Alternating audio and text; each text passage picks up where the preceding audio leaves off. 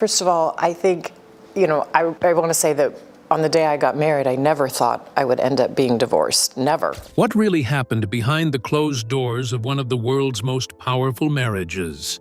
For years, we've been fed the corporate line about growing apart and different directions. But Melinda French Gates, now 61, has finally broken her silence. And what she's revealed is absolutely shocking. The divorce that shook the world in 2021 wasn't just about two people drifting apart. It was about betrayal, lies, and a pattern of behavior that left one of the most influential women on the planet suffering from nightmares and panic attacks. Today, we're diving deep into the real story behind the Gates divorce. And trust me, this is nothing like what you've heard before. How does a marriage that powerful begin to fall apart behind closed doors? Picture this. You are one half of the world's most admired power couples. You've built a foundation that's changed millions of lives. You have 3 children, billions of dollars, and the world watching your every move. From the outside, everything looks perfect. But behind closed doors, you're having panic attacks. You're waking up from nightmares in cold sweats. You've lost yourself completely, compromised your identity, and the person you trusted most has betrayed you. Not once, but multiple times.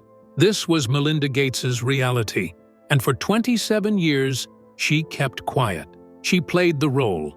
She smiled for the cameras, but in 2025, she published her memoir the next day, and everything changed.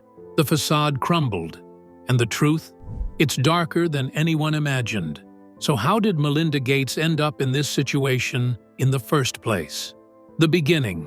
Let's rewind to where it all began. Melinda French was a brilliant young woman who joined Microsoft in 1987. She wasn't just another employee, she was a powerhouse. A computer scientist and MBA graduate from Duke University, she quickly rose through the ranks to become general manager of information products. And then she met him, Bill Gates, the richest man in the world, the tech genius who was revolutionizing computing. Their romance seemed like a fairy tale. They married in 1994 in Hawaii in a ceremony that reportedly cost over $1 million. Gates even rented out every helicopter on Maui to prevent paparazzi from getting aerial shots. For the next 2 decades, they became the world's favorite power couple. Together, they co-founded the Bill and Melinda Gates Foundation in 2000, dedicating billions to global health, education, and poverty alleviation. They raised 3 children. They hosted world leaders. They were Time's Persons of the Year in 2005. But here's what we didn't see: the cracks forming beneath the surface, the compromises Melinda was making, the red flags she was ignoring, the pattern of behavior that would eventually destroy everything. But beneath the fairy tale, what was the very first crack that changed everything? The first, betrayal. Let's talk about something Melinda revealed that shocked everyone. Bill's affair with a Microsoft employee. Not recently. 2 decades ago, in the early 2000s, while they were building their foundation empire, while the world saw them as relationship goals, Bill was having an affair right under everyone's noses. A Microsoft employee. Someone in their circle. Someone Melinda probably knew or had met. And here's the kicker. Melinda found out. She forgave him. She chose to work through it, to keep the family together, to maintain the image. Because that's what you do, right? You forgive. You move forward. You don't throw away 27 years over one mistake. But here's what nobody tells you about betrayal. It doesn't just go away because you forgive it. It sits there. It festers. It changes the foundation of everything you thought you knew about your relationship. Every time your partner is late, every time they take a call in another room, every time they travel without you, that old wound opens up again. Melinda described this period in her memoir with brutal honesty. She talked about how she compromised her own identity to save the marriage, how she made herself smaller, how she convinced herself that one mistake didn't define their entire relationship. But that was just the beginning, because what came next would make that affair look like child's play. And if that betrayal never truly healed, what happened when something far more disturbing entered the picture? The Epstein connection. Jeffrey Epstein. Just hearing that name sends chills down your spine, doesn't it? The convicted sexual offender. The man who ran a trafficking ring targeting young girls. The monster whose web of connections included some of the world's most powerful people. And Bill Gates was one of them. Now, before we go further, let's be clear. There's no evidence that Bill participated in Epstein's crimes, but his association with Epstein, that's documented, that's real, and that's what destroyed Melinda. According to reports, Bill met with Epstein multiple times between 2011 and 2014. These weren't chance encounters, they were deliberate meetings. Bill flew on Epstein's private jet. Yes, that jet. The one that's now infamously known as the Lolita Express. He visited Epstein's Manhattan townhouse multiple times. And this wasn't before Epstein's conviction. This was after Epstein had already been convicted as a sexual offender in 2008. Bill knew exactly who he was dealing with. When asked about these meetings, Bill's team claimed they were about philanthropy, that Epstein had connections to wealthy donors, that it was purely professional. But Melinda? She wasn't buying it, not for a second. In her interview with Gayle King in 2022, Melinda's face said everything her words tried to hold back. She described meeting Epstein once, just once, and immediately feeling that something was off. She called him abhorrent. She told Bill in no uncertain terms to cut all contact. But Bill didn't listen. He continued the relationship. He kept meeting with Epstein. He prioritized whatever he was getting from that connection over his wife's explicit concerns and discomfort. Think about that for a moment. Your partner tells you someone makes them deeply uncomfortable, someone who is a convicted sexual offender, and you continue that relationship anyway. What does that say about your priorities? What does that say about respect? For Melinda, this was the breaking point. This wasn't just poor judgment. This was a fundamental betrayal of trust. This was Bill choosing his own interests over her safety, her comfort, and her moral boundaries. And here's something even more disturbing. Reports suggest that Epstein actually bragged about the relationship. He told people he was advising Bill. He used the connection to boost his own credibility and image. Bill Gates, one of the world's smartest men, was being played, and he either didn't see it or didn't care. So what does repeated betrayal like this actually do to a person over time? The psychological toll. Now let's talk about what all of this did to Melinda. Because this isn't just a story about infidelity and poor judgment. This is a story about what happens when betrayal becomes a pattern, when trust erodes so completely that it starts affecting your mental and physical health. In her memoir, The Next Day, Melinda opened up about experiencing nightmares. Not just bad dreams, nightmares that would wake her up in cold sweats. Her subconscious mind was processing trauma that her conscious mind was trying to suppress. She talked about panic attacks, that crushing feeling in your chest, the inability to breathe, the sense that your world is collapsing around you. These weren't happening because she was weak. They were happening because her body was screaming at her to pay attention to what her mind was trying to rationalize away.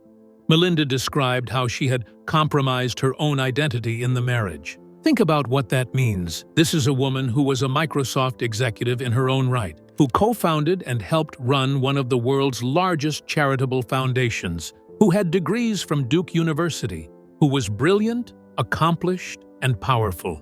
And yet, somewhere along the way, she had made herself smaller. She had bent herself into shapes that weren't natural to her. She had accepted things that violated her core values, all to keep the peace, all to maintain the marriage, all to preserve the image of the perfect power couple. This is something so many women can relate to, regardless of their bank account balance. That slow erosion of self that happens when you're constantly accommodating someone else's choices, someone else's mistakes, someone else's version of reality. And when you step back, what pattern becomes impossible to ignore? The pattern emerges. Here's what makes the Gates divorce story so compelling. It's not about one big event. It's about a pattern of lies, a pattern of poor judgment, a pattern of Bill prioritizing his own interests and relationships over his wife's concerns and boundaries. The affair from 20 years ago, the Epstein connection, and then, as the divorce proceedings began, even more allegations emerged. Reports surfaced about Bill's behavior at Microsoft, creating an uncomfortable work environment, pursuing relationships with employees even after he was married. There were whispers about other women, other indiscretions, other lies. Each one on its own might be forgivable, might be survivable. But together, they created a picture that Melinda could no longer ignore. In interviews from early 2026, Melinda emphasized that the erosion of intimacy came from repeated lies. Not one lie, not one mistake. A pattern of dishonesty that made it impossible to maintain trust. She said something incredibly powerful. "I could no longer stay without mutual honesty." Think about the strength it takes to say that. To walk away from 27 years. To dissolve a marriage that's worth billions. To face the judgment of the world. All because you refuse to compromise your core values anymore. So when did Melinda finally realize she couldn't keep pretending anymore? The breaking point. According to those close to the situation, it wasn't one moment. It was a gradual realization that the marriage she thought she had never really existed. The final straw seems to have been the continued revelations about Bill's relationship with Epstein. As more details emerged in the media, as journalists dug deeper into the connection, Melinda realized that Bill hadn't been fully honest with her about the extent of his relationship with the convicted sexual offender. Imagine finding out through news reports that your husband's connection to a predator was deeper than he admitted, that there were more meetings, more flights, more dinners, and he'd been minimizing it to you all along. That's not just betrayal. That's gaslighting. That's being forced to question your own reality because the person you trust most is feeding you a version of events that doesn't match the truth. In 2021, after months of private deliberation, Melinda filed for divorce. The joint statement they released was carefully worded, corporate, sanitized. "After a great deal of thought and a lot of work on our relationship, we have made the decision to end our marriage. We no longer believe we can grow together as a couple in this next phase of our lives." But Melinda's subsequent interviews and memoir told a very different story. This wasn't about growing apart. This was about choosing self-respect over settling.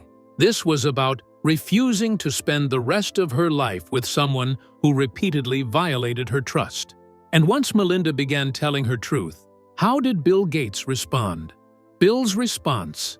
And what did Bill have to say about all this? Initially, not much. He stuck to the script. The corporate speak. The carefully managed public image. But as time went on and Melinda started speaking more openly, Bill had to address the elephant in the room. In later interviews, he called the divorce his biggest regret. Not the affair, not the Epstein connection. The divorce. He acknowledged that his relationship with Epstein was a mistake. He admitted to poor judgment. But notice the language. It's all passive. It's all minimizing. There's no real taking of responsibility for the pattern of behavior that destroyed his marriage. Bill admitted that meeting with Epstein was a huge mistake to spend time with him, to give him the credibility of being there. But what about the credibility he took away from his wife when he ignored her concerns? What about the mistake of lying to her?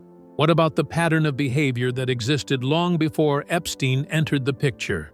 This is classic damage control. Admit to the things that are already public knowledge.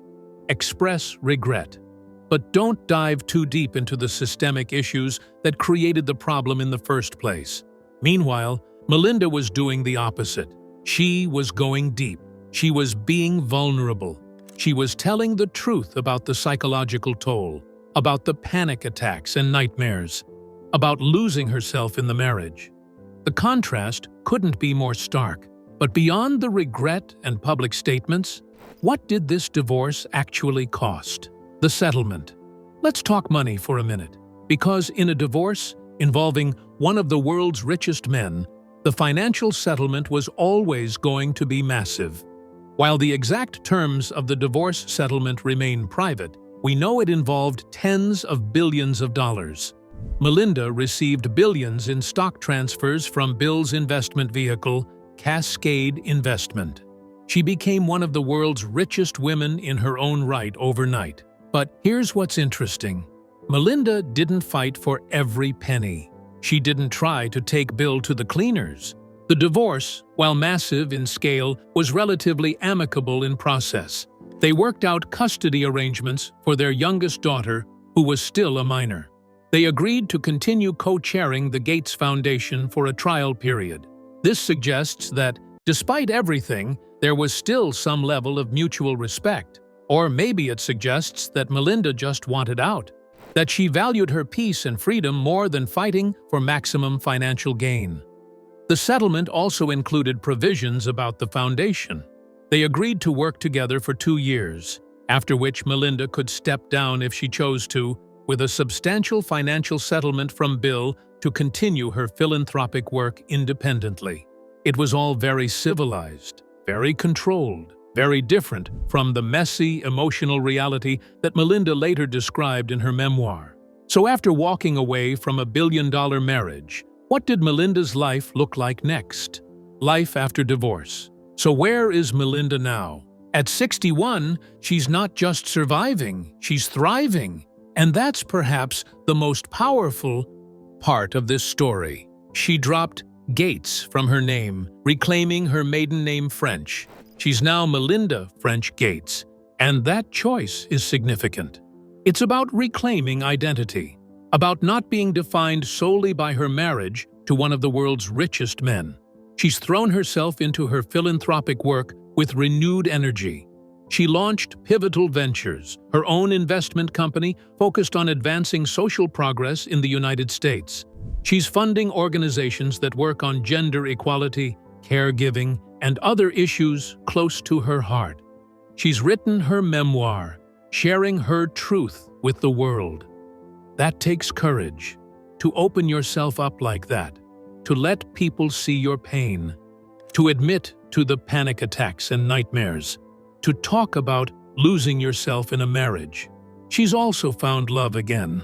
In 2024, she was spotted with a new partner, looking genuinely happy in a way we rarely saw during her marriage to Bill.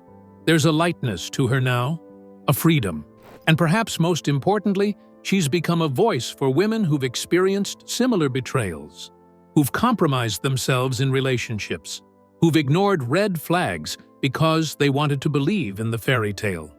Her story resonates because it's universal, even though the scale is unique. Betrayal is betrayal, whether you're worth billions or struggling to pay rent. The pain of discovering your partner's lies doesn't care about your bank account balance. And when you zoom out from the headlines, what is this story really telling us? The bigger picture. So what can we learn from Melinda's story? What's the bigger message here?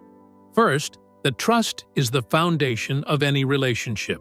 Without it, you have nothing. No amount of money, no shared history, no public image can substitute for basic honesty and respect. Second, that patterns matter more than isolated incidents. One mistake might be forgivable, but a pattern of behavior that tells you who someone really is.